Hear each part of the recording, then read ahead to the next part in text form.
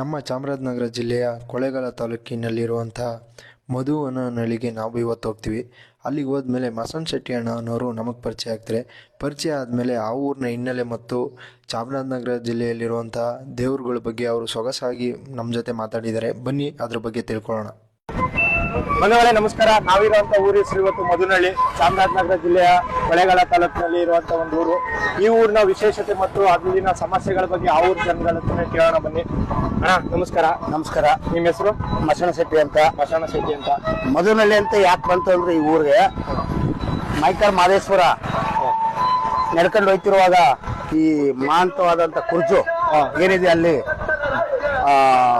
ಇದು ಮಾವನ್ ತೋಪು ಅಲ್ಲಿ ಜೇನು ಕಟ್ಟಿತಂತ. ಮಾದಪ್ಪ ವಿಶ್ರಾಂತಿ ಕೂತ್ಕೊಂಡಾಗ ಆ ಜೇನು ಕಟ್ಟಿತಂದಲ್ಲ, ಅಲ್ಲಿ ಏನೋ ತಗಲ್ಬಿಟ್ಟು ಜೇನು ಹನಿ ಮಾದಪ್ಪನ ಮನಗಿದಾಗ ಇಲ್ಲಿ ಬಿದ್ದಾಗ ಏನು ಇಷ್ಟು ಸವಿಯಾದಂತ ಜೇನು ಇಲ್ಲಿ ಕಟ್ಟಿದೆ ಅಂತ ಹೇಳಿ ಆ ಮೈಕರ್ ಮಾದಪ್ಪ ಈ ತೋಪನ್ನ ಇದು ಮಧು ಅಂದ್ರ ವನ, ಮಧು ಅಂದ್ರ ಜೇನು, ವನ ಅಂದ್ರ ಕಾಡು.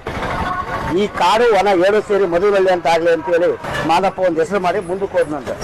ಅಂತ ಮಾದೇಶ್ವರ ಅಂತ ಕ್ಷೇತ್ರದಲ್ಲಿ ಚಾಮರಾಜನಗರ ಜಿಲ್ಲೆನ ಹಿಂದುಳಿದ ವರ್ಗ ಅಂತಾರೆ, ಹಿಂದುಳಿದ ಜಿಲ್ಲೆ ಅಂತಾರೆ. ಆದ್ರೆ ಇಲ್ಲಿರುವಂತ ಜಿಲ್ಲೆ ದೇವಾಲಯಗಳು ಇಡೀ ಪ್ರಪಂಚದಲ್ಲೇ ಇಲ್ಲ. ಮೈಕರ್ ಮಾದೇಶ್ವರ ಇದ್ದಾನೆ, ಚಿಕ್ಕಲೂರೇ ಇದ್ದಾನೆ, ಬೆಳಗಿರಂಗಪ್ಪ ಇದ್ದಾನೆ, ಮಧ್ಯರಂಗ ಇದ್ದಾನೆ, ಮತ್ತೆ ಗುರು ಸಿದ್ದೇಶ್ವರ ಇದ್ದಾನೆ, ಆಯ್ತಾ, ಭಗೀರಥ ಅವರು ಎಲ್ಲ ಇದೆ. ಅಂತ ಇದ್ದ ಚಾಮರಾಜನಗರ ಜಿಲ್ಲೆಯಲ್ಲಿ ಯಾವುದು ಹಿಂದುಳಿದ ವರ್ಗ ಇಲ್ಲ, ಇದು ಹಿಂದುಳಿದ ಜಿಲ್ಲೆ ಅಲ್ಲ, ಆದ್ರೂ ಹಿಂದುಳಿದ ಜಿಲ್ಲೆ ಅಂತ ಹೆಸರುವಾಸಿ ಆಗಿದೆ. ಅಂದ್ರೆ ಇಲ್ಲಿನ ರಾಜಕೀಯ ವ್ಯಕ್ತಿಗಳು ಇಲ್ಲಿಗೆ ಸೌಕರ್ಯ ಕೊಡ್ಸೋದ್ರಲ್ಲಿ ಹಿಂದುಳಿಕೊಂಡ್ರು.